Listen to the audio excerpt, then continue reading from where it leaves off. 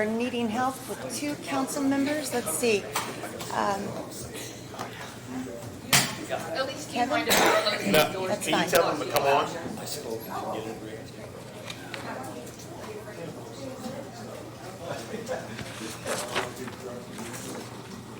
On the air. Great, thank you. Go ahead. All right. Oh, well. Could someone please let Councilwoman Hostetter know that we are reconvening here?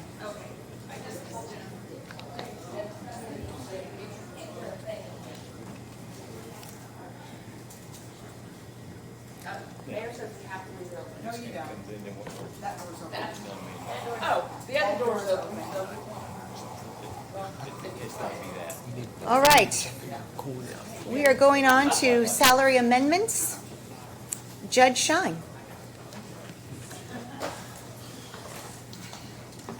Good morning. Sorry, I had to step out. I didn't hear the final vote, but not that anyway, I had some hearings, so I ran out. I guess my timing is fine, but It's great. I appreciate your taking time to listen to me today. The 2 things that the court wants to talk to the council about. First, I'd like to introduce our 2 new CASA employees, Dave Shenning and Ginger Summers. They're standing right here. They run the Boone County CASA program. I want to just explain to all of you, I know Ms. Hostetter knows all about the CASA program, but for people that don't know about the CASA program, they are the eyes and ears of children in our community. The CASA stands for Court Appointed Special Advocate. We also have a guardian ad litem, usually an attorney, that helps in the office too, and they run a program of many volunteers, and they go to people's homes for DCS cases, or in some cases they'll do reports in low-income divorce cases. Dave, would you like to come up and just introduce yourself to the council and tell them a little bit about what you've done? He's been here just about a year, and we've gotten some new CASAs volunteering, so go ahead, sir. Hi, I'm Dave Shaney. So the title is Program Coordinator of the Boone County CASA program. Ginger and I, we started in August, I believe 2nd of last year, so we're coming up on a year. And we first had to figure out how many CASAs we had that were active. I'll let Ginger speak about the numbers on that. But we've trained 8 new CASAs since August, and we have 4 on the wait list to do again. We had to dismiss a few CASAs. I can just say it. We have 26 current CASAs now serving, I think it's 86 children. And so those kids are usually involved with the state in some way, usually the Department of Child Services. The office also, like she said, addresses lower income divorce cases, paternity, guardianships, and things of that nature in Superior 1 and Superior 2 courts as well as the circuit court that the CASA program is established in. Thank you. Ginger, you want to introduce yourself? I'm Ginger Summers, and I'm the CASA Volunteer Coordinator. Like Dave said, I started August 2nd. I work with all the CASA volunteers on their cases, help them do meetings with DCS. I'm in court with them during all of their hearings. I'm also available to them 24/7, so if they have visits with the children after school or on the weekend, so that way they can get a hold of me as well. And primarily, if we didn't have our volunteers, we wouldn't have a program, so it's very important to make sure that we have our CASAs feel like they're empowered and be there for that support. Thank you. So we're very, very lucky to have Ginger and Dave. In fact, when they interviewed with the magistrate and I, who, by the way, would like to be here, she's homesick, but we immediately felt like they were the right fit for our program. Frankly, the judges in this county that do DCS cases we couldn't do our jobs without the volunteers and then the people that run the program. It is invaluable. They are the voice of those children. I rely on their reports, either the volunteers' reports or the reports that come directly from Dave or Ginger. And they also help the low-income families that need a voice for their children, and the judges, I know Judge Kincaid uses them often for those cases. So they're just a great asset, a wonderful program that was started back, I believe, by Justice David back some years ago. And it's been a turnover. I wanted to introduce you. We were able to secure some funding to increase their salaries. As you heard from Ginger, they are on call 24 hours, 7 days a week, and they do take calls at all times, night or day. They were able to secure a grant. We would like to make Ginger's position allow her to work more full-time. Currently, she is only 4 days a week. And so the request on the salary ordinance is that she be given, to amend that ordinance, to give her $10,000 more. This is, again, grant money, it's not county money, but the salary ordinance does need to be amended to that extent. I'm sorry, hers is 15, I'm getting these confused, 15,000 for Ginger. She to looked make- up quick. She said, hold on, you sure? I know, yeah, sorry. That's why I needed the magistrate here. Anyway, and then Dave, we had a lot of money left over. This program is almost exclusively grant funded. There's some money that the county does match, but we get a lot of grant funding. So all of that money kind of goes into one fund. So there's a lot of money that's been left over from year to year. And so the other part of our request is that he get also a salary increase of $10,000 coming out of that fund. The fund is all there. Again, this is money that we received from grant funding. So that is the two requests of Circuit Court for the CASA program employees here in Boone County. With regard to that, do you have any questions from the council? I'll listen to any questions that you may have. My only question is, well, first, thank you, Judge Shine, for coming in the detailed explanation. The increases, will they continue to be covered year over year by grant, or will the county at some point maybe have to kick in and say, the grant ran out, so, because I know that happens. Grants can always run out, so Yeah. I can't say what's gonna happen, you Right. know, that's kind of the game that gets played. I don't mean it as a game, but you No, no, understand I that's what we have when we're dealing with state or federal funding. We don't have any guarantee that the money will be there going forward. What I can say for this year is the money's there. We just got the $15,000 in, receipted in, I think, a couple days ago. And then the money from that fund is for Dave's, and we'll do a pro rata, so I think there was $29,000 that was carried over Okay. from that year. They never spend all the money that they get, although I'm not sure.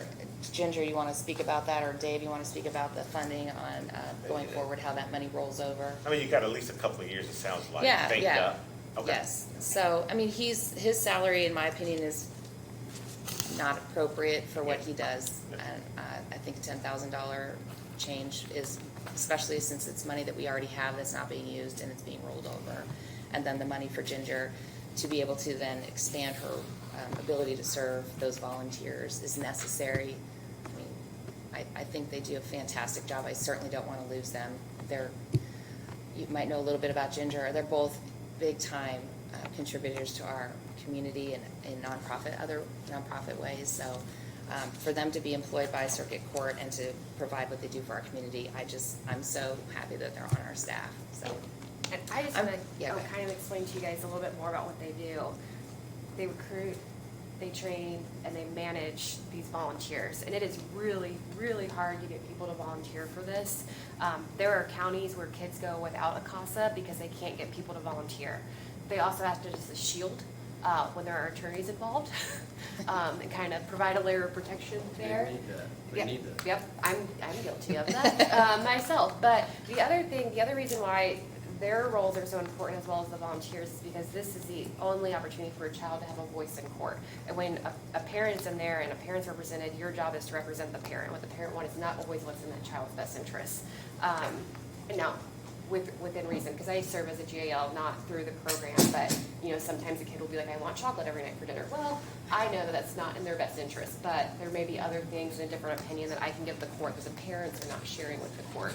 It also protects kids from having to be interviewed by judges in chambers and from having them to go and sit in a courtroom and testify while their parents are sitting right there. So this is such an important program for our county to help protect these kids and let the court know what's really going on in their little lives.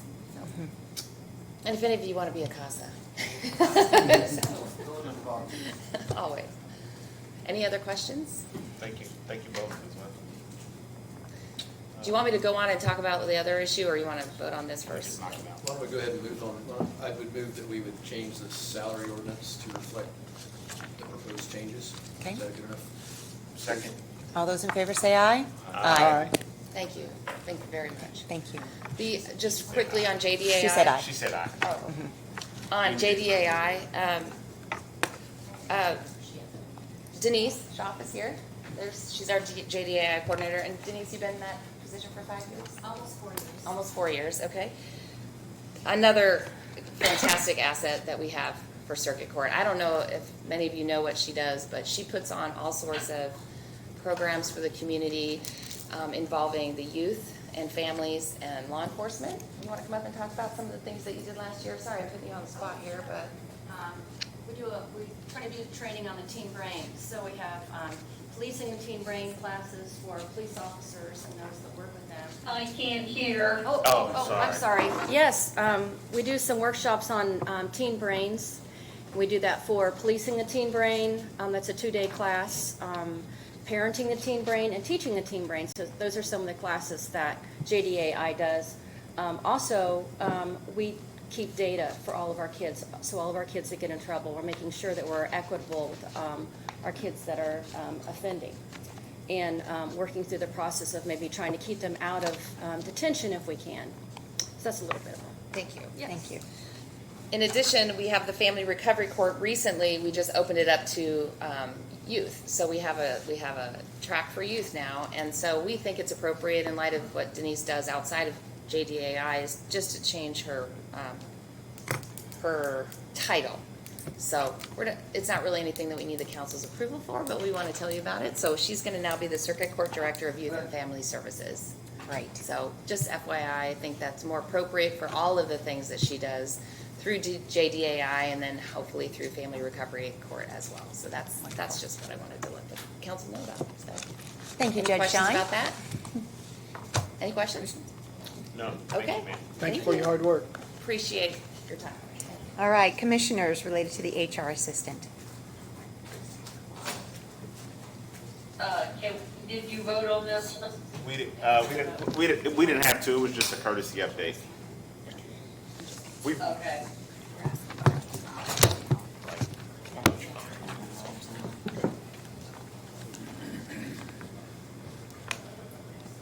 So this was presented to you last month, and the position was approved, and the question was the amount of the rate. Megan provided to you an analysis from First Person to review, and that analysis showed a range, was it 19 to 24? So what we did was, First Person and I are currently working on the structure, right, of our compensation study that will be presented to you during budgets. So what I've done was run the numbers and compared this to our current salary structure, and I talked with First Person to make sure it wouldn't be wildly outside the realm of where it would be in the new salary structure, even though we only have preliminary numbers at this point. So we're in agreement that $21 an hour for this position is adequate. It will then be slotted, not benchmarked, slotted into the new structure once it's built. We have a preliminary structure. We're working on those numbers, getting them ready for you for budgets. But this is the preliminary amount using the existing structure that we have without, trying to implement something for a new position that hasn't been implemented for everybody else yet. Does that make sense? So I've ran numbers and I've provided with you the analysis of, the market data for right around Lebanon, Carmel, Indianapolis, Indiana, and then across the U.S. And 21 is on the lower end of that scale. For a public employee or just a private sector? Both. Is a mixture. Which is what we're looking at What- currently with First Person as well. What's the rate for a public sector employee for this position? It's in there. It's between like $20 and $22 an hour. I pulled HR positions throughout the 92 counties. I have a whole HR group, so I reached out to them regarding that as well. So this is in line. It's not the max, it's not the minimum. It's really just in the middle. And this is a part-time position? Yes, And correct. that's clear in the, Yes, it says part-time. Okay. 8 to 4 Monday? So I'm looking at, it says 8 to 4. Yeah, Monday through Friday. it says 8 to 4 so that they know that those are the hours that they can choose from, but it's up to 28 hours a week. Up to You 28 approved the hours. part-time position last Just wanted to time. clarify that. Yeah. Okay, thank you. Any further questions? You say there's HR, that's where you research, so this person will have HR experience, or will they, That's the goal, if I can hire someone with that, yeah. They would have so HR they'll be taking over experience. part of your responsibility in the HR department? They would, yes, helping me do my job, yeah. Other than just as more than just a clerical, yes, Okay. they would be responsible for confidential files, health insurance, confidential information, things of that nature. I think that's the important thing to remember in this job, the high level of confidentiality of the information that they deal with. The other thing that I think is important here is that this is a max, or this is the amount we're asking for. So if she is unable to find somebody with these qualifications and has to take somebody with less qualifications, she can lower the dollar amount. I'm just curious, why can't we add this during the budget cycle and have that part of the process, like we normally do? We had that discussion last week when you approved the process. Well, explain it to me again, I can refresh my She needs the memory. help now. And if you didn't get the help now, She has to do away with some special projects, and this wage study is one of those. and the wage that we've outsourced to a third party, correct? You asked Megan to manage it, though, for the Right, most we've part. got- So like I have weekly meetings, actually it's more like bi-weekly meetings. I'm the only one that talks to first person, gives them guidance every week. I also do all the health insurance stuff. I mean, I'm one person. I can't manage every single aspect of this and do all the paperwork. I mean, I'm late giving Debbie paperwork frequently now because I don't have time to sit there and scan stuff in because I'm in all these meetings trying to make bigger level decisions. If I had, That's because I was taken out of the loop of getting access to that information. Okay, okay. And how many employees do we have total, once again? What's the number of employees? 286. 286? Thought we were at 300 plus. Where's the discrepancy in 286 and 300? How do you come up with 286? 286, we just had our Title IV D audit, which is child support, which is how we gather our funds from child support. And they do a full county audit, and they came up with 286. So our audit came up that we only have 280, so we have less employees still?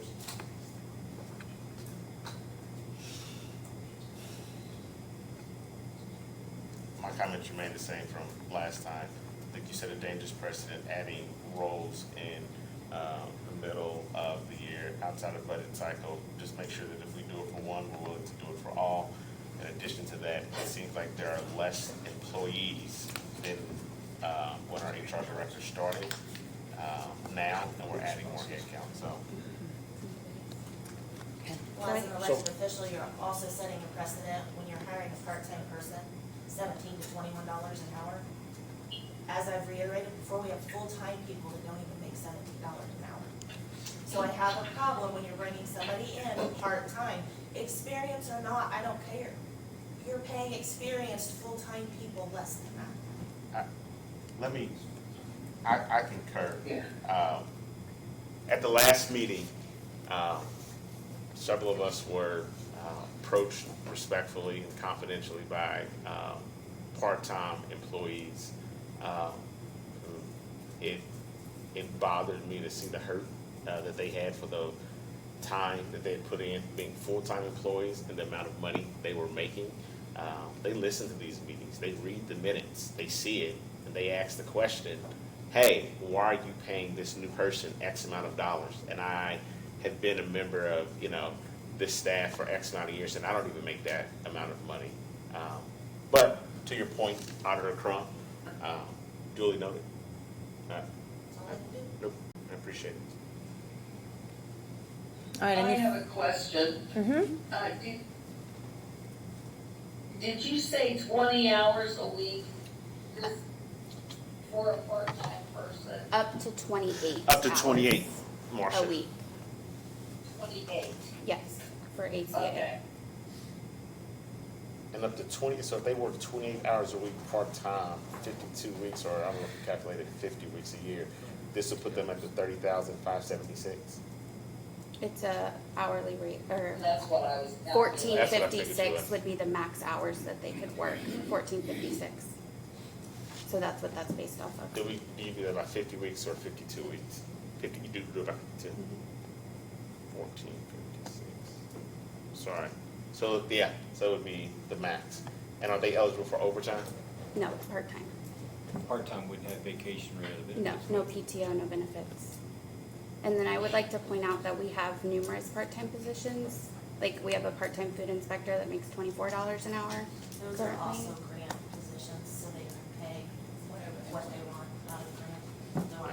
are not counting.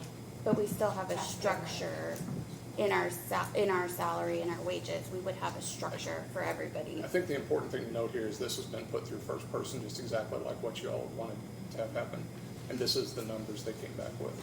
And I think with that, not having the full first-person report done and making a one-off exception for this just sets bad precedent, but we can move forward.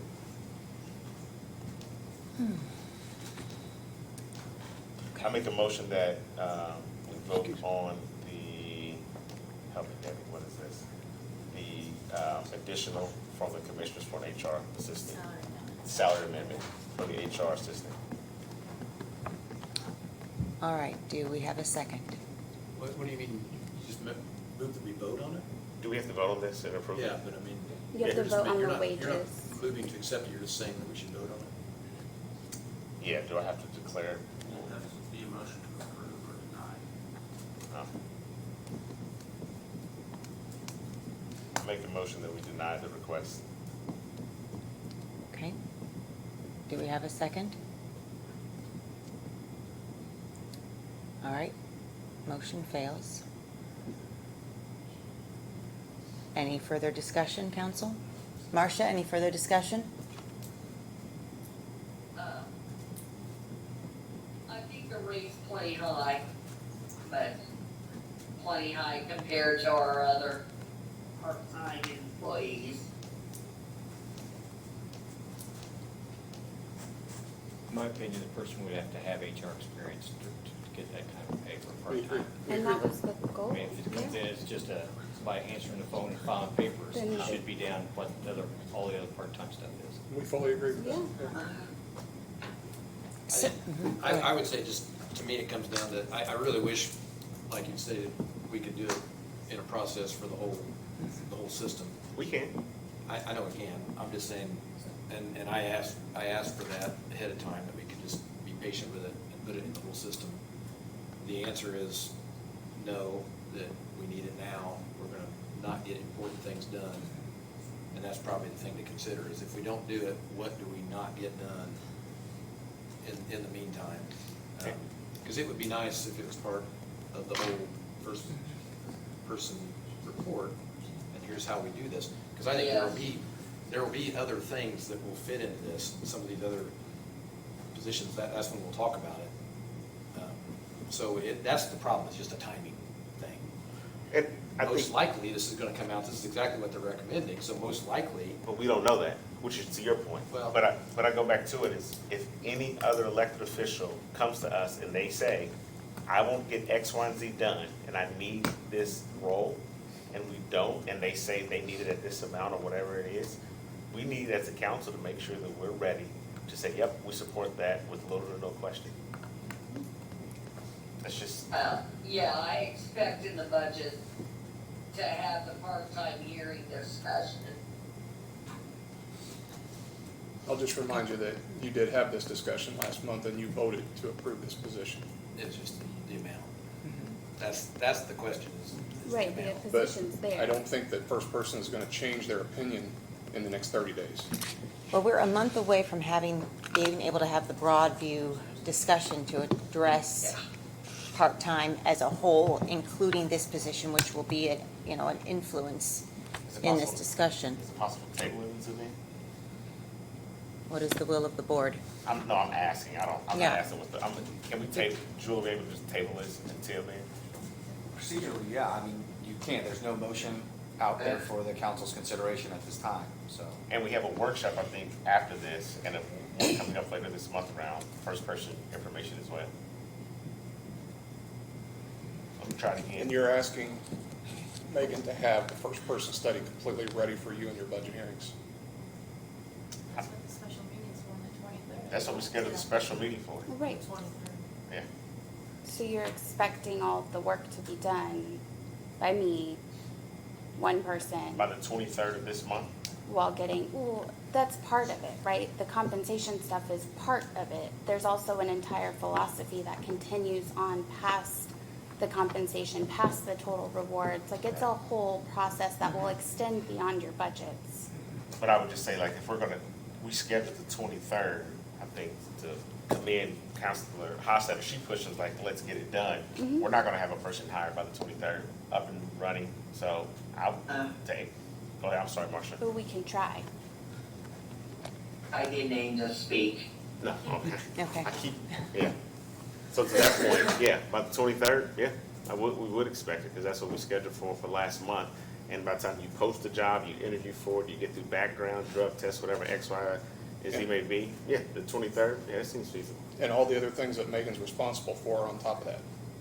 And she explained to you in the last meeting how many hours of unpaid overtime she worked last year. I think that was the way it was set up as a salaried employee. Huh? Do you want to change it? It's a salary, Jeff, I'm not about to get into semantics with you. You said she works for you all. I'm just asking you a question. So Is no, that what you All want right. to change?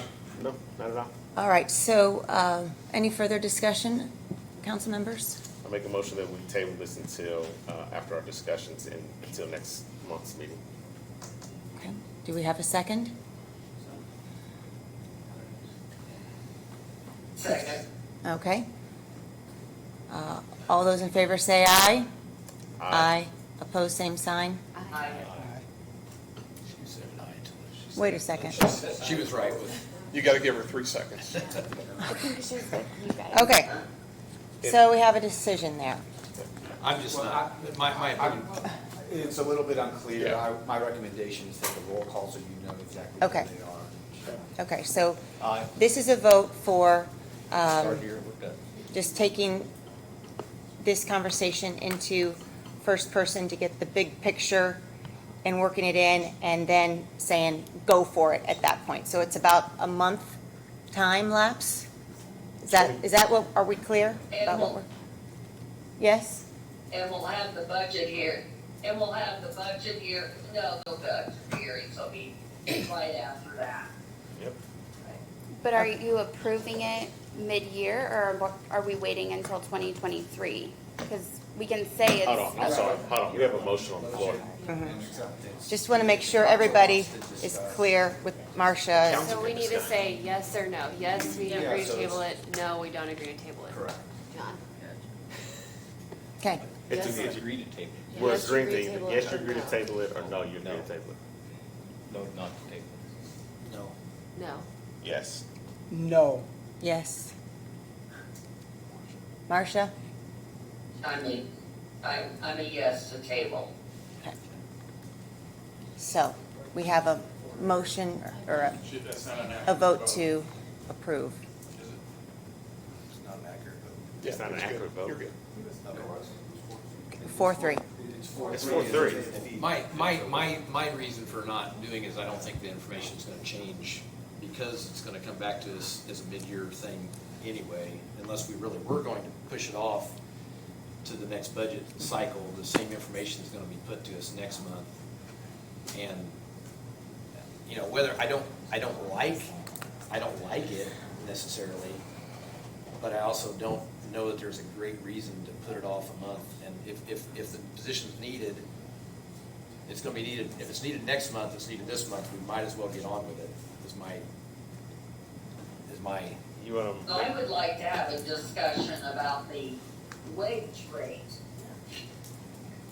But what, yeah, And regarding all part-time people. Yes, yeah. we need to do that. I don't argue with that, I'm just saying the first person did give us a number that's probably gonna be very close to what they're gonna give us to us next month, Next week. next week. yeah, it's like next week. So that would be, Okay. Can I ask one question? Mm-hmm. We are scheduled to have this meeting on the 23rd. It will be done, correct? Hopefully, That's the goal. my, But that's one The first piece part of of it. it, The yeah. first part will be done for a structure for you guys to look at, right? That's a piece. Just like the total rewards is a piece, just like a philosophy is a piece. It'll go on past your budgets as far as creating this philosophy that, you know, how are we gonna handle new positions in the future? How are we going to handle new job description changes, exempt, non-exempt, things like that. It's a whole philosophy that we need to create. But as far as The compensation? How current compensation compares to where we should be. Yes. And how to Like, implement I that. have draft Okay. versions, yes, that I'm currently reviewing. Okay, so that's gonna be very important for the budget. Yes. It's, Workshop. it's Yeah. in the works, and this is not outside the Okay. realm of where we're at. Yes, thank you for your work on that. We're really looking forward to having that great discussion and making good decisions on behalf of our Boone County employees. And, you know, you coming here with this has really highlighted a need that we need to address thoroughly part-time employees in this county, and that is a top priority. So, thank you. Okay. Good. Yes, sir. You still don't have a resolution. That's what I said. We don't? We So just it failed, voted. it failed to move, So- so if we make, so if there's a motion, if there's another motion that's made, it would be to approve it at this amount. Correct. Am I right on that, Drew? Thank you. All right. We had this discussion, as Commissioner Wolf had said last month, and here we are again. There's seven of us up here that are in the positions that we're in because we get to make easy decisions, but more importantly, hard decisions when it comes to decision-making. We had the discussion last month. We've had the discussion here for the last 20 minutes. And with all due respect, the seven of us, I'm in the opinion that between the seven of us, we can make this decision whether or not the request be approved or denied. And with that being said, I'm going to make the motion to go ahead and approve the request for the additional appropriations as the HR assistant. I need just a story. I'm making the motion to go ahead and have that Hang on, approved. I think Marcia's. No, she's No, talking she's to talking- hers. okay. I do the thing, I never know. He's made a motion, I'm sorry, I know you want to talk, but we're in that weird. I know, Robert's rule. I know. He's made a motion. Okay, do we have a second? I'll second it. Any further discussion? Is everybody clear where we are on this motion? So this is. Wait, I'm sorry, not you. So this is a motion to approve the request in front of you, amending the salary ordinance for the $21 an hour for the part-time position. For $22 an hour. 22. 21, up to 21. Range, is it? It's up to. It's up, there's no range. All of your salary ordinances are the maximum you can pay a position. So it's the most that you can pay an employee at that position. And so I would do, just so you got a clear vote, I would do everything. And the motion that we just did prior to this accomplished what, The motion failed. yes, and it was The motion to table failed. table it for next Correct. month. So this is a motion to approve the amendment to the salary ordinance up to $21 an hour for this part-time We can position. comment still before vote, right? What's that? We can comment before vote, right? You can have discussion. Discussion, I'm sorry. Amongst the council. All right, I'm sorry. Where I'm struggling is how it's paid compared to other part-time people mid-year. I know, I can't remember if it was Hancock County or Johnson County, their council just did a salary amendment, I think, for all, I don't remember if it was part-time or just all employees, like mid-year, due to the economy. I think if that came to us, I don't know if our budget, I don't think our budget can do that. Like you made an adjustment for everybody? Yeah, like mid-year, like if we were, next meeting, if every department showed up and said, we need to X amount of increase dollars. everyone's salary, like, I don't think our budget can handle that. So that's just where I'm really struggling, is this rate right now. I'm for the position, I'm just struggling with the rate. Compared to other part-time employees Yes. that might have qualifications. Are there any, I'm sorry, are there any full-time employees? Or less than that? Yeah. Absolutely. I didn't know, I'm sorry. Y'all biting my head off, I didn't know, I'm sorry. I'm just asking. Do we have other, You're gonna set a big precedent of not caring about your current employees by are, doing this. I made my. is the part-time rate, I can't hear. sorry, is the I can't hear. part-time rate flat across the board? I know I should know this, but Currently, yes. Okay. $12.33 an hour. For clerical, but there's part-time at highway, there's part-time Okay. food inspectors in the highway department, there's other part-time, I But sent you they're a in their own salary. fund. They're not in county general. This is county general. Auditor Crum, you've had comments, would you please step to the podium so we can make sure that Marcia can hear what you're saying as well as anybody else who is with us? The only thing I'm trying to get across is these funds that they are speaking of, this $21 part-time, is coming out of county general. The ones that Megan is speaking of as food inspector or highway, they have their own funds that they're paid out of. They have their own revenue that they get that from. It's not county taxpayer money. So, go ahead. And you're setting a precedent on the employees that have been here that aren't even making that full-time. This is what you need to think about. Your employees currently. Go ahead. I'll take slight exception to what Debbie said, because every dollar you spend is taxpayer dollars. Some of the part-time roles are different as far as like clerical, and the qualifications are different. Is that? What do you mean? Because she's saying she wants to pay more because of the qualifications. And so I guess I'm curious how that is. So you don't have qualifications in your office? That's, I was just trying to. Yeah, I mean, there's other offices that are full-time, but you have to have qualifications. Nick, I'm sure you have to have you have to have some qualifications for highway drivers. I'm sure, I don't know, maybe I'm. I don't even want to get involved in the conversation. Well, you in it now. Couple points of clarification. Highway funds and the workers out of highway funds are now out of general fund. So Yeah, as of that's this year. fair. So, I'm just. second point of clarification, part-time workers and full-time workers cost the county a lot amount of different money. So we're comparing apples to oranges. I know that's you guys' role, but a full-time worker hourly, what it costs the county versus an hourly, what it makes to the person are completely different. So I get that. Real quick, the other thing on my mind is that at our last meeting, we did raise the salary for your, I'm blanking on what the specific role was, and she did not stay, correct? Correct. Okay.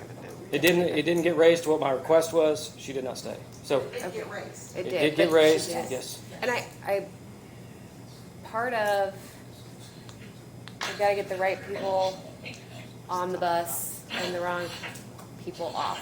And I know some of that has to. I'm gonna use that actually.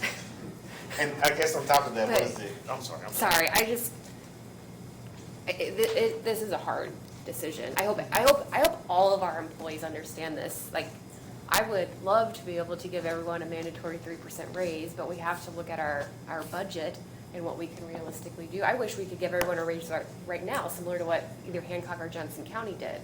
Can I? Yes, You sorry. have a good point. So if we approve this position now, I'm sorry, Marcia.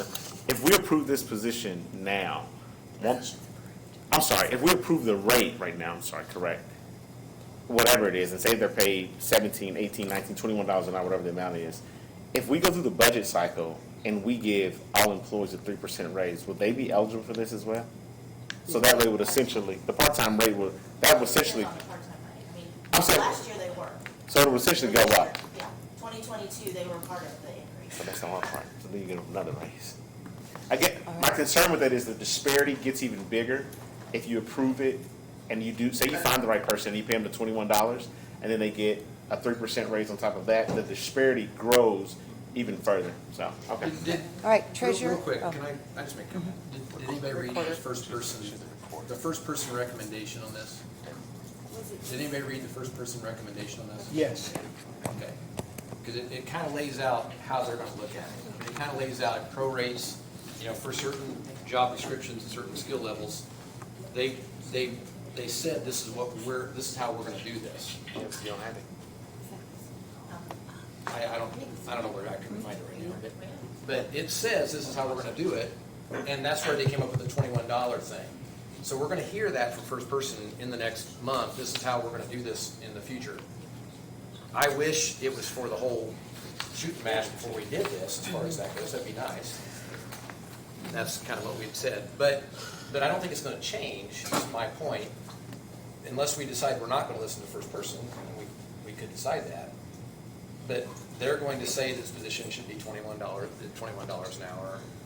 and so we're still back to the same decision.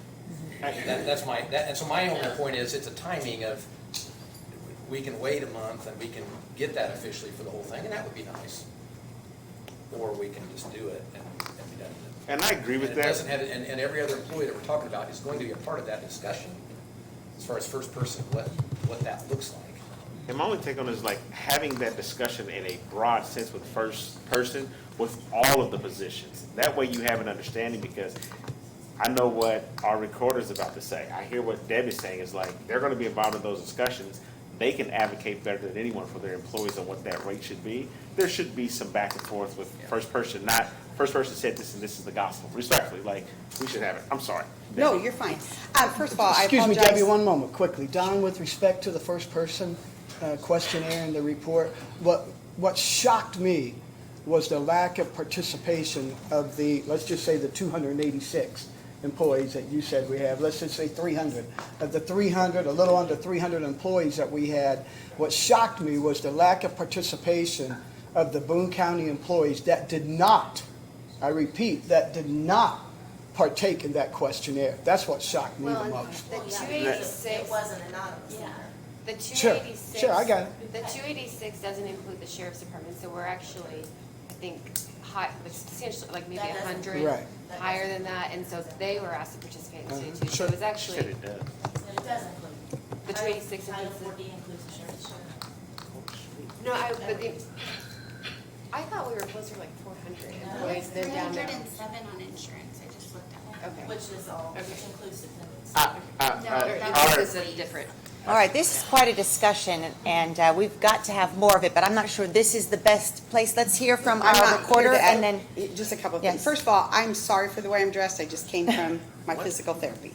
So, here's part of the problem, and we talked about it last month, and I brought it was brought up. This has no reflection on the department that came and asked for a pay raise for their employee. And you guys didn't grant the full amount, but you granted part of it. We knew at that point in time, the can of worms was going to be open, that other people would be coming forth to advocate for their employees. You know, the difference for the elected officials versus the appointed, we don't have anyone else to advocate for us. The commissioners can't advocate for us, even though I'm sure they would if we asked them, but that's my whole point. So what we're looking at here, I agree that it all needs to be looked at, but if somebody has a specialty person in their office and they come to you just like happened before, the problem is you've set a precedent. And that's exactly why that we're in the middle of this discussion here. I'm not trying to be unkind. I'm not being judgmental on anyone. But when you change what normal procedure is in the middle of the year, the middle of right before budget, that type of thing, this is what can happen. We all do need to look at the part-time. I don't want to hire an adult male or female in my office for $12 an hour when Steak and Shake sign says 15. So, but I also have my own funding, so that would be different from the general budget. But what I'm saying to you is, these are the things that it's like, well, if somebody else wants it, they're just going to have to come and ask us. And then when it happens, then the mindset's, well, now we need to wait. We're closer to budget. So I'm not trying to be unkind, but those are part of the things that sometimes the tough answers has to come right at the, then. And so this is what we have as a result of that. So just keep that in mind, and I think we're going to be moving forward very well if we have the opportunity to advocate for our employees and with the other meetings. But the reason we're here is because there was a change that was made that it wasn't normally. That's not actually true. Why? This was in place, this request was made way ahead of that. Okay, but it wasn't approved No, for that, but- right? no, but I mean- Right, but but we're not but you're here gonna get because other of- requests from people who have employees that might have a degree. So I'm not, listen, it happened, it's what it is, but you said yourself, if we do this, and so that can happen. So what I'm saying is, you guys know that it could be coming. Hopefully with budget time right around the corner, we'll be able to get all of it taken care of at that time, and that's exactly what we should all be doing. Megan, am I reading this correctly? The first person suggested range was 1923 to 2885. Am I reading that correctly? Okay. all right. Yes, when I was looking at our current salary ordinance, now this is on boards that we just looked at. You've got McMiracle at 1248. You got the small claims commissioner at 1706. And then today, we approved in the, CASA, it was $20.60. And, that's CASA's grant, Marcia, CASA's grant money. 1211. CASA's grant. Yes. But, they're part-time. So, I believe the police commissioner is also part-time. Oh, yeah. But those are just some examples that are not $21 an hour. And then that paper that Jennifer referred to had, oh, I'm not sure, Jennifer, but we're gonna have it. I'm a little, Don't ask me a technology question. What is she looking for? I think the median for She's looking at what Indiana you're looking at. She's is looking at. 888.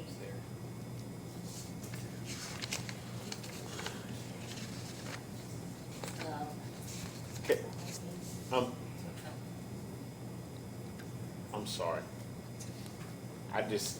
Marshall, would you? So, I just think that 21 is too high to approve. Okay. I'm like, please tell me.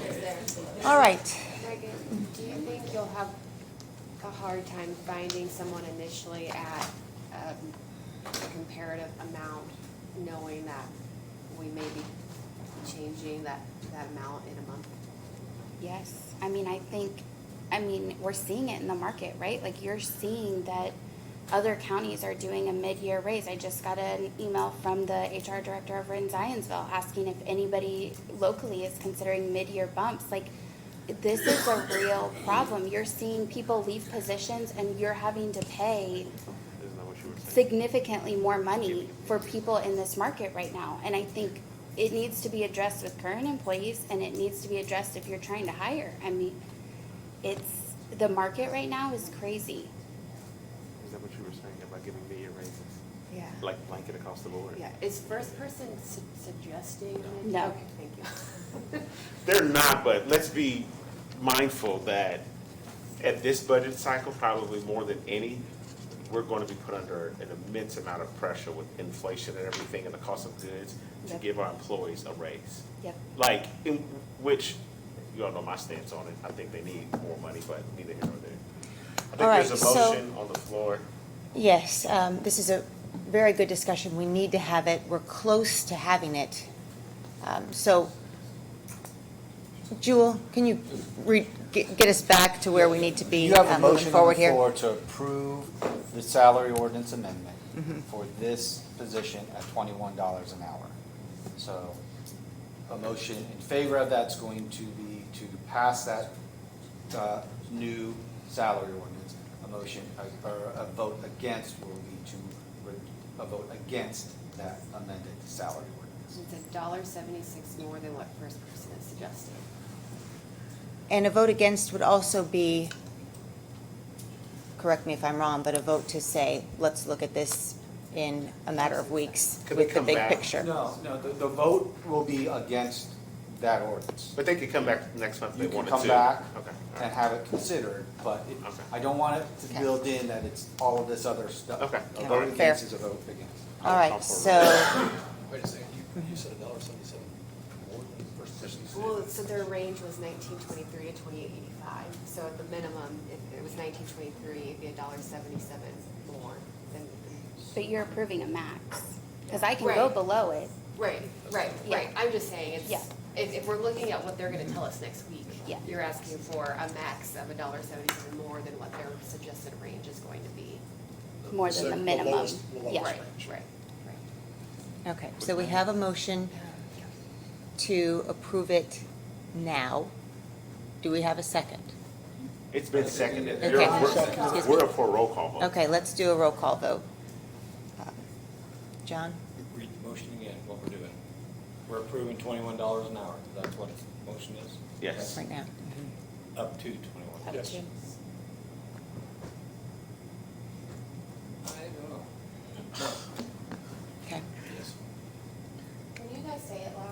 Yeah. said no. yes.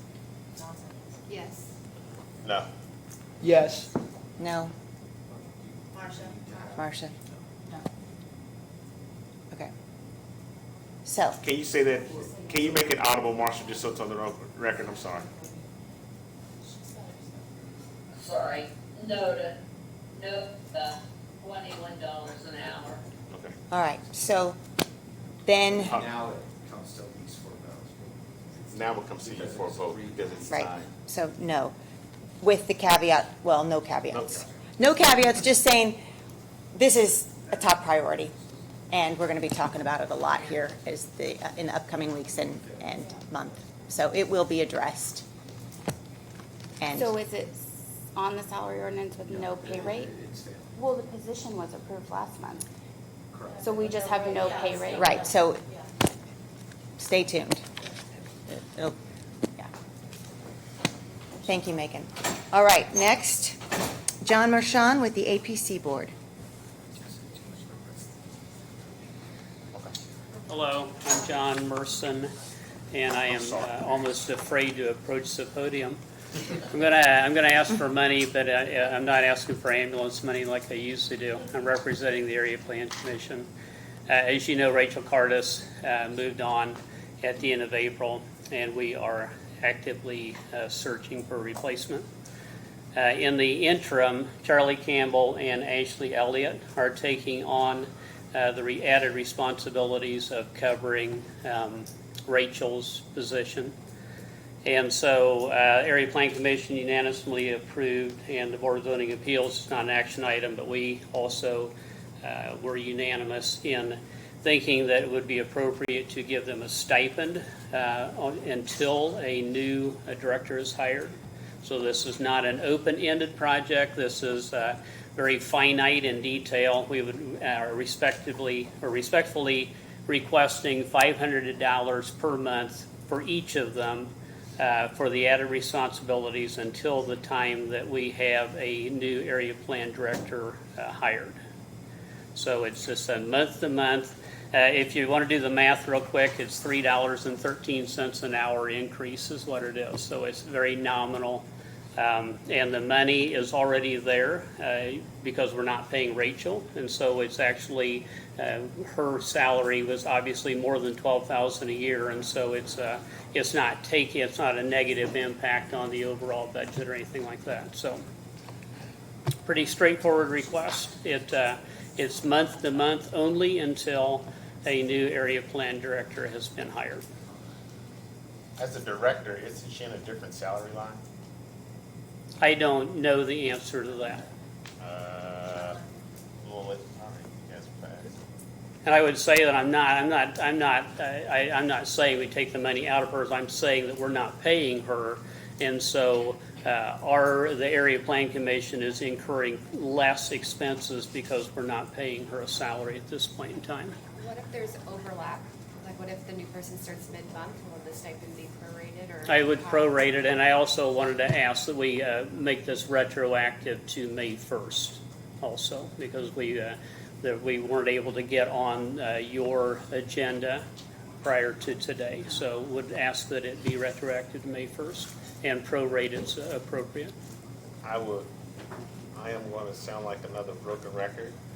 I think that when other elected officials or individuals have folks that leave their office and other employees cover for them, if we do this, we need to be prepared to say, hey, I have someone that's missing, or if we need to pay them an extra stipend or amount, whatever it is. Unless elected officials, I don't want to speak on your behalf, unless you already have a process. My apologies if you already do, but I don't know how that works. There is a process for that. It's called the caucus. If the elected official leaves office within a number of days, there's a caucus, there's a new elected official, they take over at the salary that the elected official had. That's what you just said, if the elected official leaves. No, that's not what I'm referring to. I'm talking about elected officials having, not them, other employees in their office who leave. So if Debbie's second deputy, or forgive me if I'm not getting the title left, or clerk left in the office. This is the boss.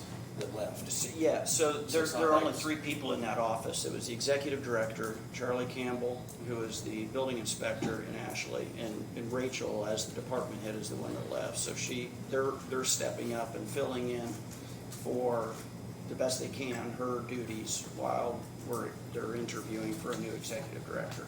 So they're taking on a lot of increased responsibility, because they're still doing everything they were doing before, as well as trying to keep up with what Rachel did, which includes writing staff reports, evaluating petitions, going to TAC meetings, going to Plan Commission, BCA meetings, presenting the staff reports, all those things that Rachel did. Charlie and Ashley are trying to handle that now. I'm not debating what they're doing there. What I'm saying is, we do this now, let's make sure that if anybody else asks for it, we're willing to do it. Debbie, you ran up to the podium. I'm sorry. Go ahead, Marcia. Actually, we have done this on hired employees. I believe it was Nick was the most recent one, or Max. Nick and Max, we gave them a bump up in salary at the time. Well, these are hired employees, not elected. So, we've got this, covered in, our salary study or not. I think we can cover it. But we probably should cover this issue when someone leaves an office. Okay. Mr. I think, Excuse me. Debbie. I'm sorry. No, you're not. Are you First trying of to all, push me out of the way? no, just right Someone here by me. push First of all, please know that whenever any of us talk about, it's not about the individuals involved. Let's just talk positions. But here's my point.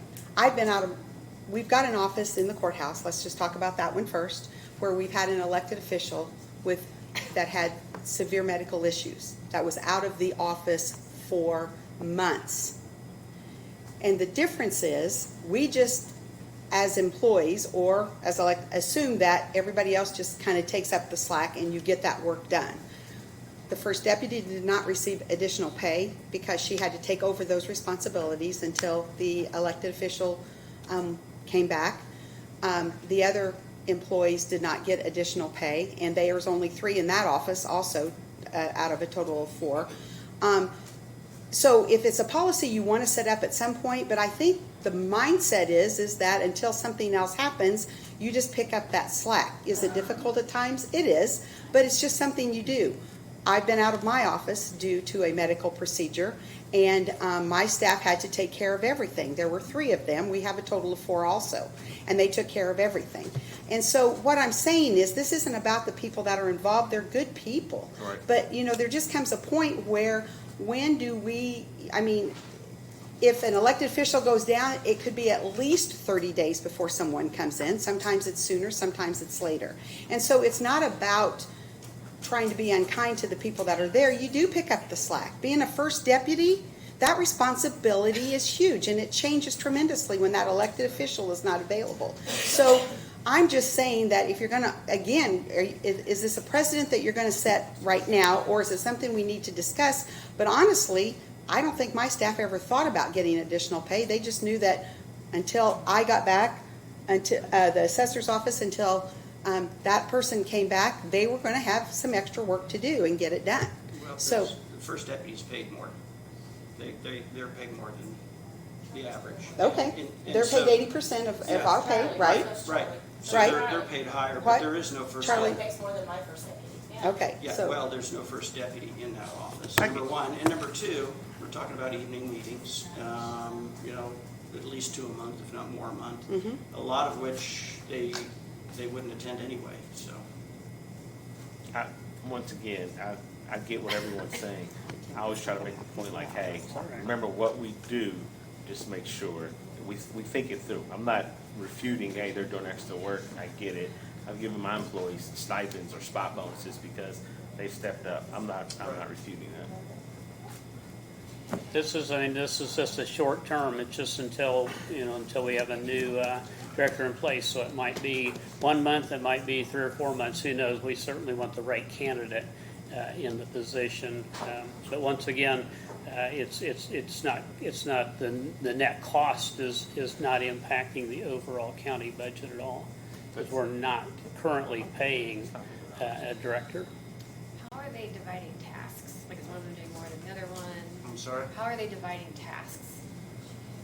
Currently, Charlie is trying to do all of the staffing.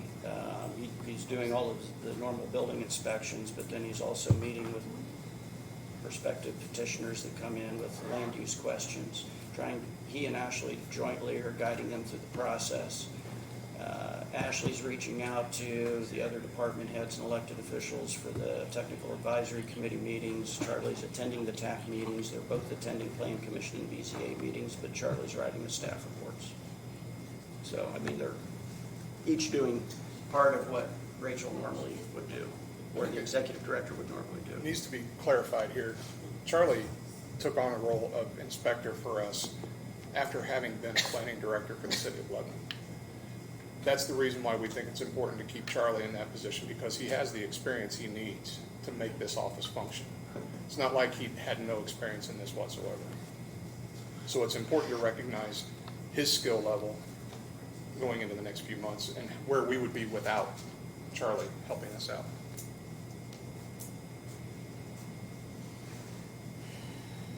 All right, any further questions? So the executive director is paid out of a different line. So all you can do at this meeting is to amend the salary ordinance to state you want them to have a stipend. The next meeting, we will have to do a reapproach to put that money in their specific lines. And then backfill a portion of that, like he said, until May, so whatever that amount is, we just gotta. So tell us what's the technical side again, I'm sorry, Debbie. All you're doing today is amending the salary ordinance to recognize that you are going to pay them a stipend. The July meeting, we will come to you with a reapproach from the executive director line into each of their salary lines to approve. And do we have to have it presented to us as a salary ordinance amendment on the original agenda before we do that? Is that? No, okay. What is your time frame for hiring someone? Where are you in that process? We have a job description, and I assume that Megan has distributed that. It's been posted. Job descriptions. This is a professional position, usually at least a master's level position. And at this point, I don't believe we've gotten any prospective applicants. I'll have to check with Megan. We think it'll probably be a 6-month process, but this depends on the market. Thank you.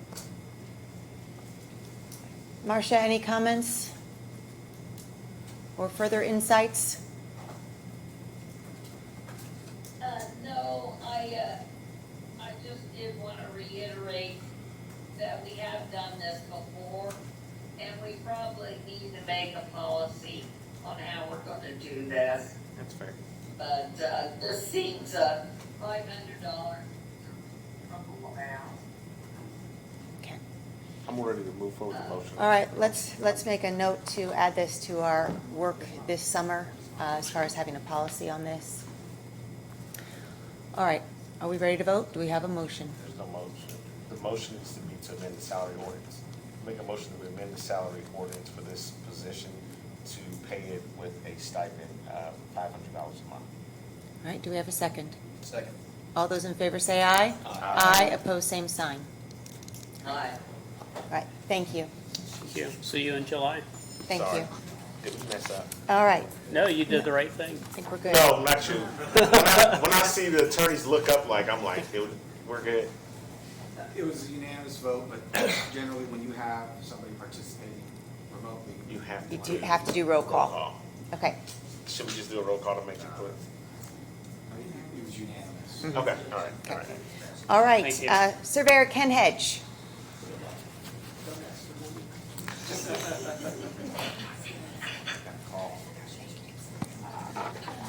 Ken Hedge, Boone County Surveyor. My request today is, I've got 2 drain inspectors, and I was in search of my second drain inspector when my first one got about $20,000 offer higher than what he was making here at the county. So he took another job, and therefore I have both positions open at this time. His position was paid $26, and I think it's 10 cents an hour is what his position was being paid. He was untrained when he came to us. Carol and I both spent hours training him, getting him up to speed. He worked for us 9.5 years. So with that, we gave him the skills to go to a better job, higher paying job. So the people that we're looking at now, we've got 2 candidates to fill the positions. They're both untrained, so we're going to have to be spending time to train somebody to get them up to speed on what we need as far as storm sewer inspectors. With that being said, the one position is at $26.10, and working with Megan in first person, I truly believe that we're under, or that when we get the everything back from first person, that salary will be more than that. As I stated before in other meetings, I'm willing to see what that all does come out, how that all comes out on that side of it. But with the second position, it was only being paid at,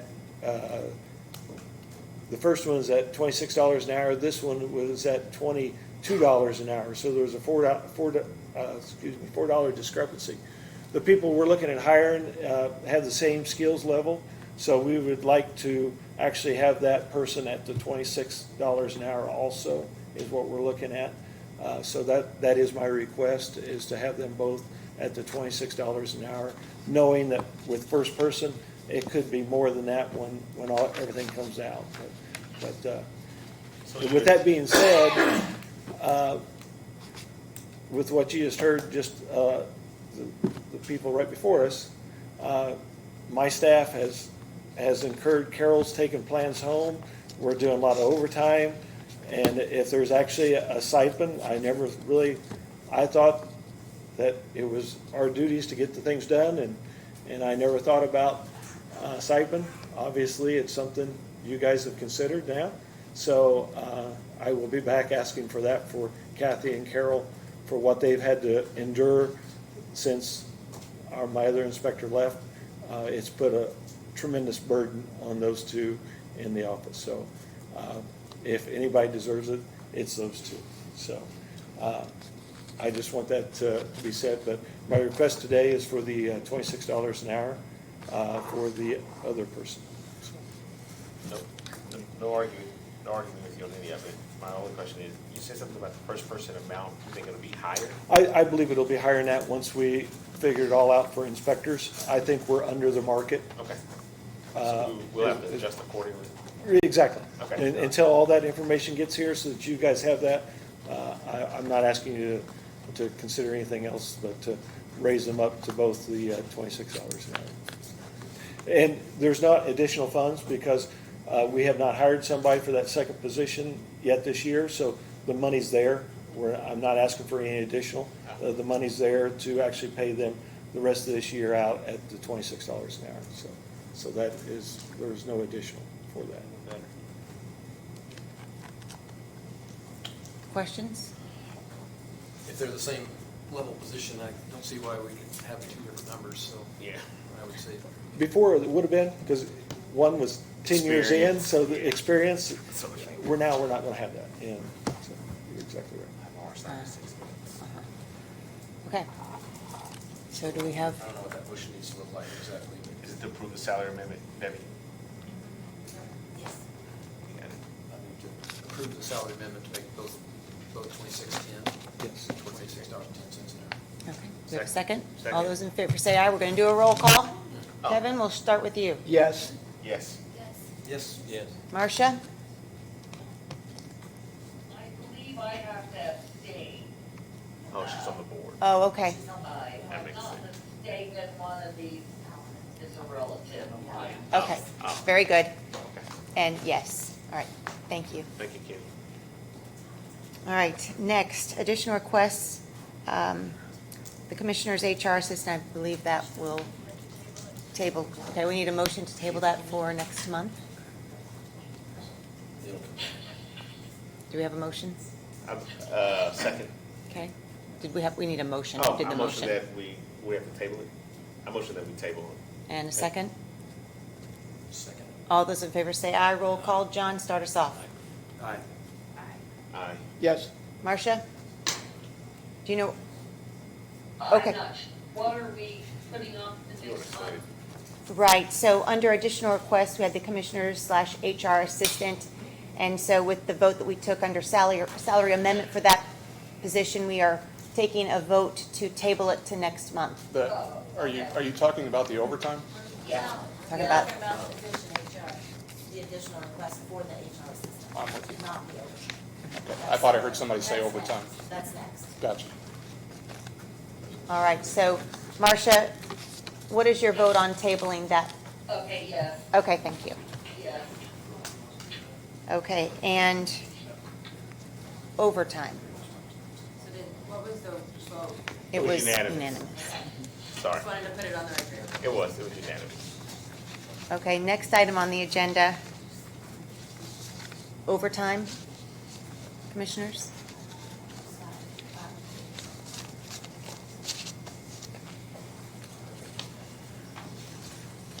Yeah, the overtime would be to increase paying the hours that Kaylee is working on a monthly basis. That's what that overtime is about. Okay. I think you have copies of them all. My question is that truly enough? You just asked for an additional for overtime back in February, and that money's gone. Is this $500 gonna be enough? I don't think it is enough, but I figured if you guys go by month basis, I have 6 hours of overtime that I need to get paid that we don't have enough funds. I would be glad to increase that to at least 1,000. Yes. I think it should be. Okay, Marcia didn't hear. Could we go back for Marcia's sake? As far as what the overtime is because of the extra hours that Kaylee's putting in on a monthly basis, and we are at zero to fund that anymore. And so we need to add at least $500 to $1,000 to that.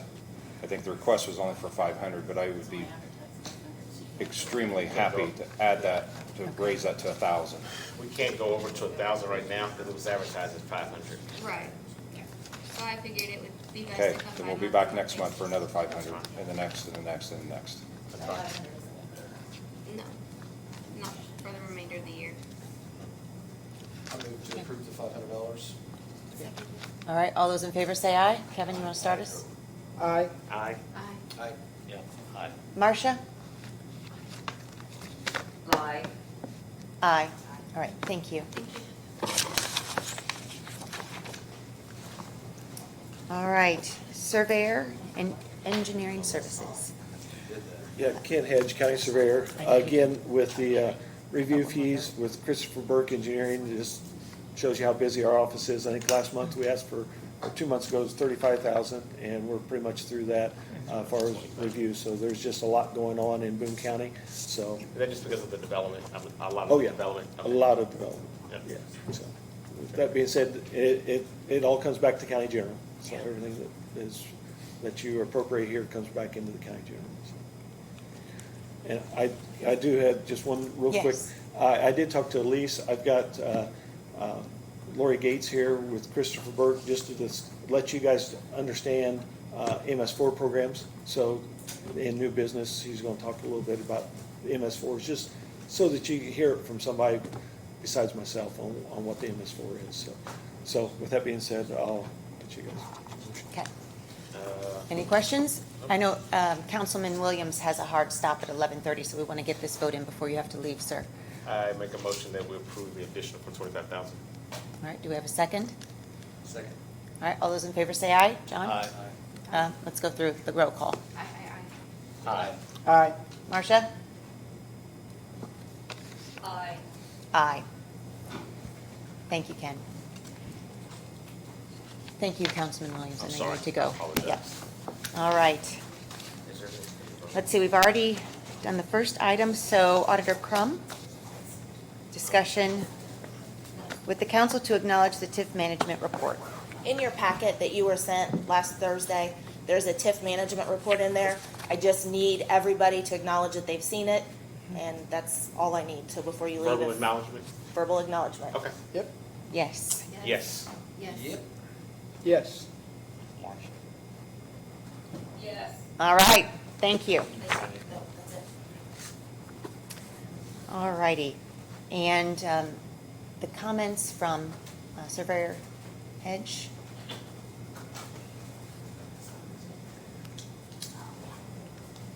Last month, I did mention to you that Boone County was being pulled back into the MS4 program. Lori Gates, she's with Christopher Burke Engineering, and I just wanted her to kind of describe to you what the MS4 program really is, and she's worked with several communities throughout Indiana, so I just wanted her to kind of give you that information so that you guys know what it could do to the county if it continues, so. Okay. Thank you. Welcome.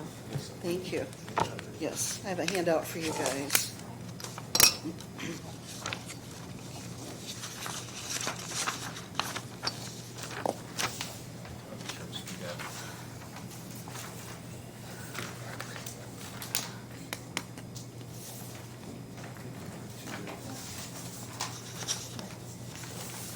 Thank you, sir.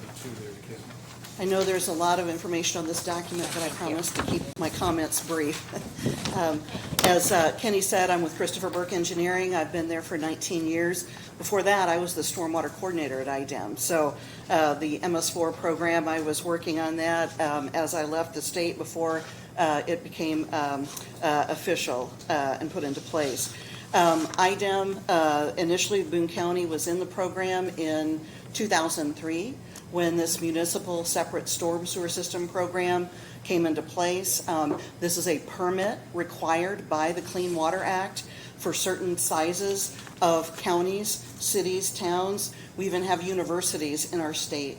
The Indiana Department of Transportation, they are also considered an MS4. So any governmental entity that owns and operates a separate storm sewer system, this consists of separate pipes and the conveyances to it, as well as ditches. So anything that governmental unit owns and maintains is subject to this permit. So on the sheet here, I have all the requirements, because people usually ask me, that's the first question, what do we have to do to meet this permit requirement?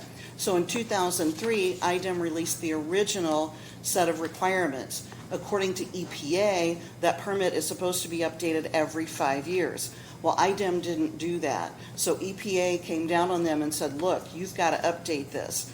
So IDEM had been working on this since 2017, and we knew there were going to be more requirements because, of course, the feds, they kept along with their 5-year annual updates, or 5-year updates since 2003. But IDEM finally released this new version of not only the municipal permit, but also the construction stormwater permit, which is part of this and affected by this. Those became effective on December 18th of 2022.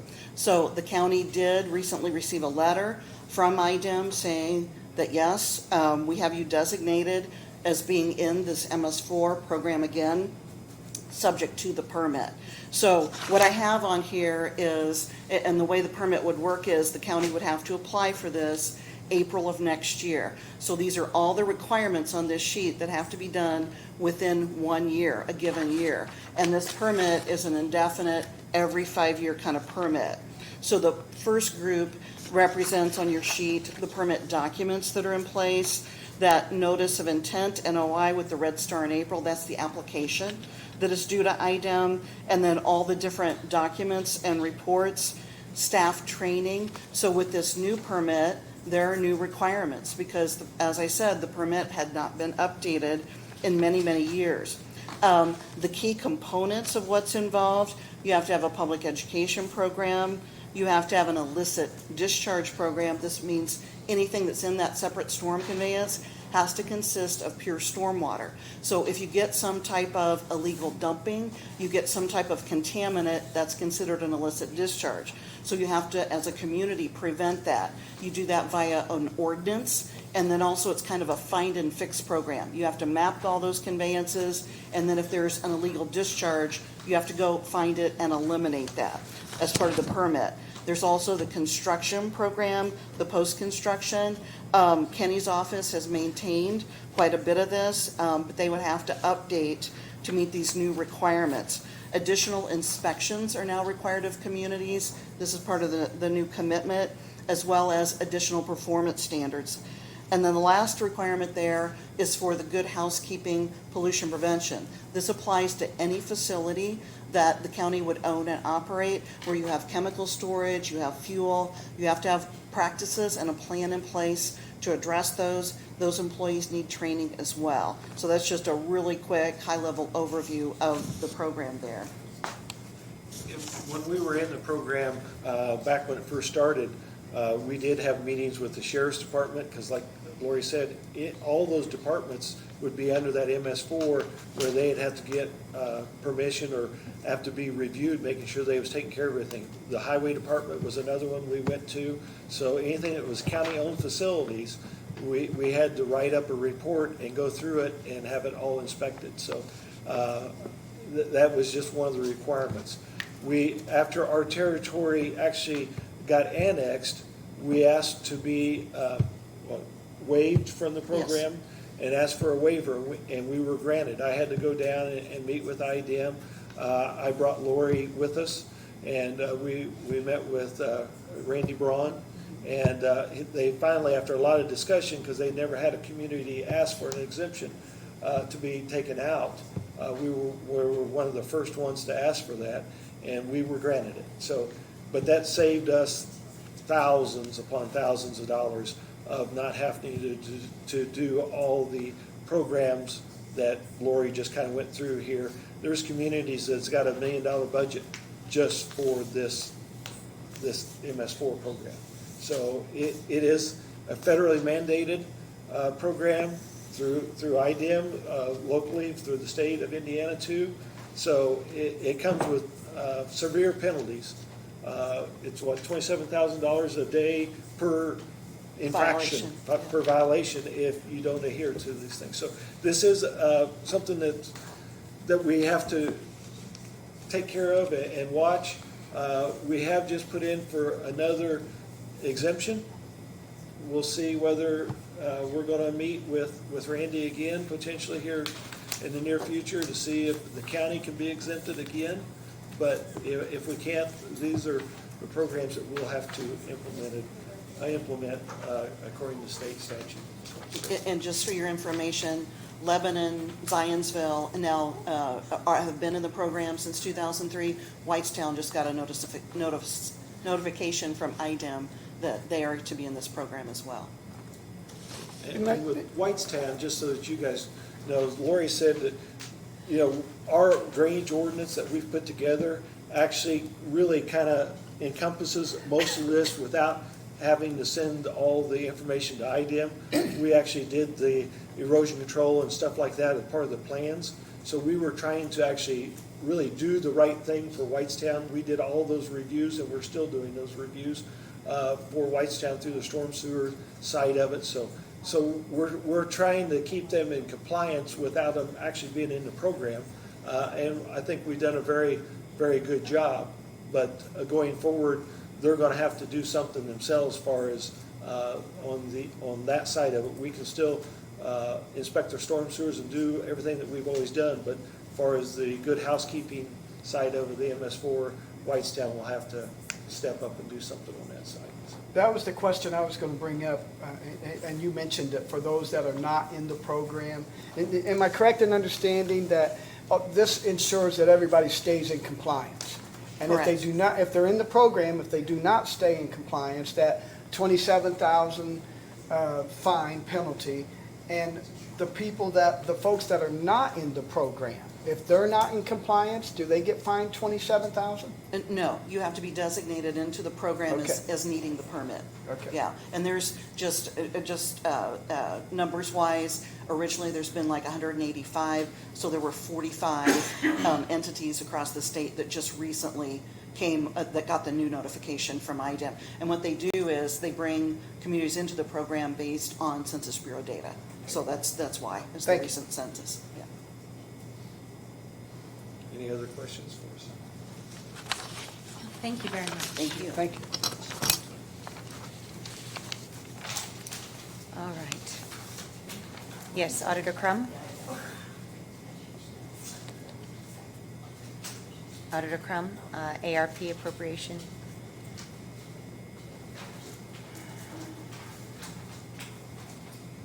There was some confusion in the last meeting about the appropriation for the GM development. Your counsel, legal counsel, stated we need another vote for the appropriation for the $750,000 from the ARP funds. So I need that first. So I went back through the minutes because I know one of the things we were confused about, I kept saying, I made the motion, we voted on this in the April meeting, and the April meetings didn't reflect it. It's actually the March meeting that we voted on this. Whatever they were gonna do. Yeah. Yeah. Okay, so what are we voting for today? The appropriation. The original $750,000. We've already spent it.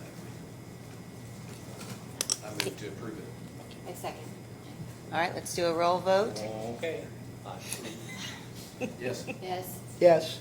Marcia? Was that a yes? Yeah. Raise your right hand. Sorry, it wasn't unmuted. Yes. Yes.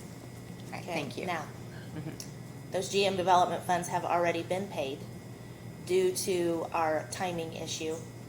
I have paid them out of your ARP funds. So next month, I will come to you for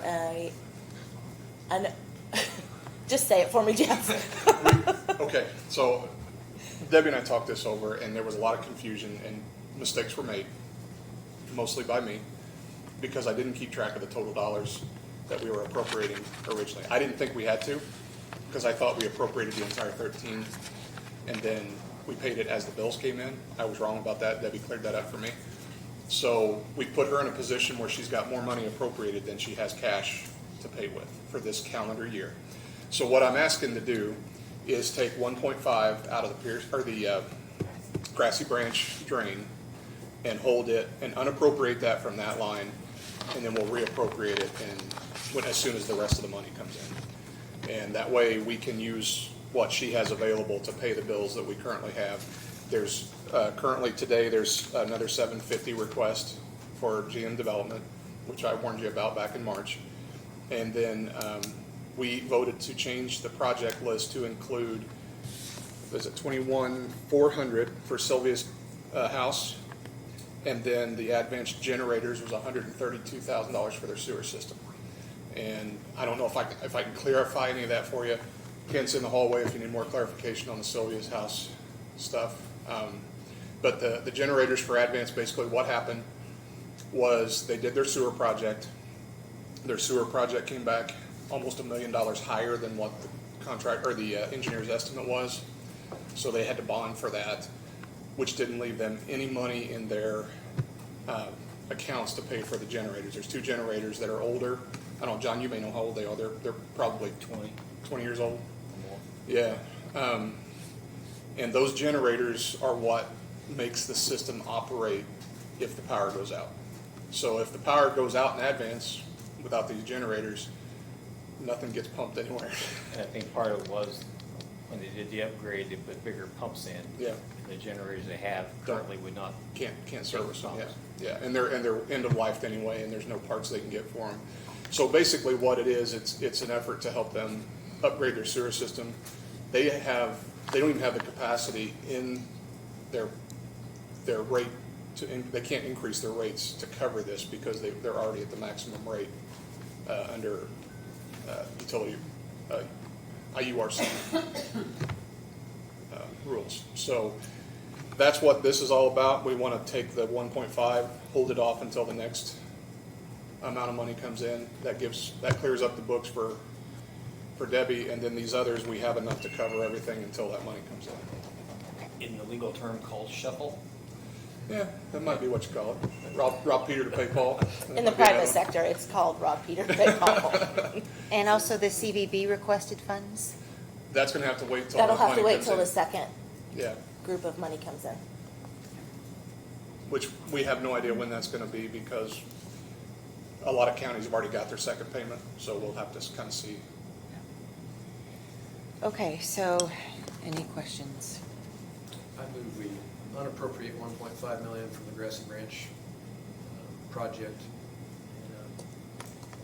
And Appropriate that to GM Development. And Sylvia's house Well, and the admin. yeah, it's actually not the 1.5 though. We're $750, $750 but $750 for GM Development. And then 21.4 for Sylvia's house and the lost revenue. That's what that was for, is they lost revenue during the pandemic. And that, yeah. And then how much for the generators? I don't know if lost revenue is the correct word. The correct word is overusage by the law enforcement agencies. We have a contracted rate, and the law enforcement agencies, Sheriff's Department in particular, used our services a lot more anticipated. You're going to be hearing a lot about this coming up. An example is this year we've already filed as many crimes against children, sex crimes against children, as we did all of last year. So during the pandemic, it skyrocketed, and we also had to add a remote like Zoom, but it had to be completely different than Zoom, a lot more secure than Zoom, and that cost money. The total, that was the Sheriff's Department's coverage was 21.4. We're going to Zionsville to get them to have them paid their portion, and the other two agencies actually met or came in at their contract rate. So So that was $21,400 for that, and then $132 for the advanced generators. my motion reflect those numbers specifically. But we're taking 1.5 out, so we've got a little. We're gonna We're also gonna have a unappropriate little it bit from more. Grassy Branch. We are going to have a little bit left, but it's not going to be a whole lot. Yeah, a couple $100,000, yeah. I second it. All right, all those, well, let's do the roll call. Kevin, would you start us off? Aye. Aye. Aye. Marcia?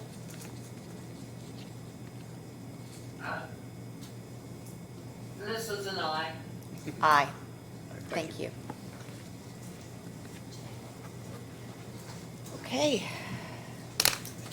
Note, we've got the budget workshop coming up next month, July 12th through the 14th, but I plan on through the 15th.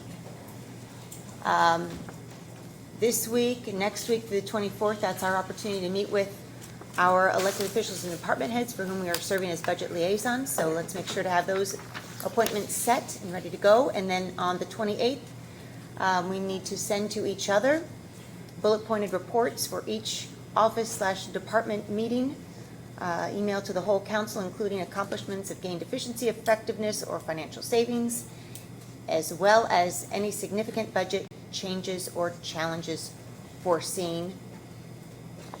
Any comments from our auditor?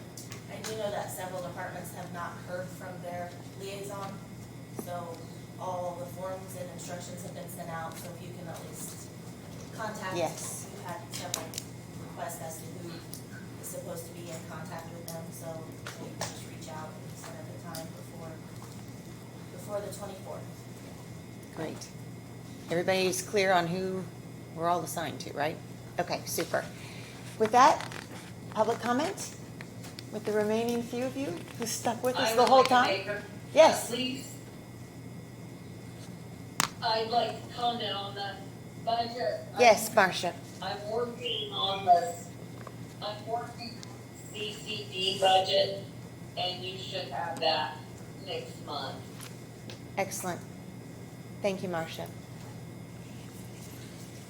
Any public comment? Okay. With that, I'll take a motion to adjourn this meeting. I'll make that motion. Second? Okay, John? Yes. Yes. Yes. Jennifer? Yes. Marcia?